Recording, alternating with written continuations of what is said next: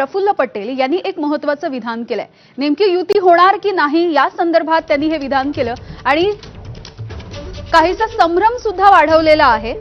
कारण महायुतीमधले ज्येष्ठ नेते प्रफुल्ल पटेल यांनी कार्यकर्त्यांना एक सल्ला दिला आणि युतीच्या संदर्भात काही प्रश्न निर्माण झाले। स्थानिक स्वराज्य संस्थांच्या निवडणुकांमध्ये जिथे युती होईल तिथे युती करायची असं आमचं धोरण आहे। त्यामुळे युतीचा विचार सध्या तरी डोक्यातून काढून टाका असं प्रफुल्ल पटेल म्हणाले।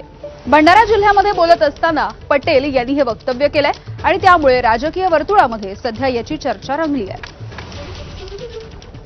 युतीच्या बघा आपण युतीच्या फार डोक्यातून काढून टाकतो।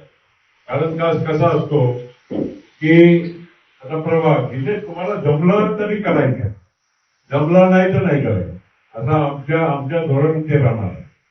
कारण सगळीकडे युती होऊ शकत नाही। त्यामध्ये आपण कोणाला सोडायची ना आपण कार्यकर्ता त्यांना न संधी देणं दुखावणं हे मला योग्य वाटत नाही। तर प्रफुल्ल पटेल यांनी हे विधान केलेलं आहे। भंडाऱ्यामध्ये सध्या कार्यकर्त्यांना त्यांनी हा कानमंत्र दिलेला आहे।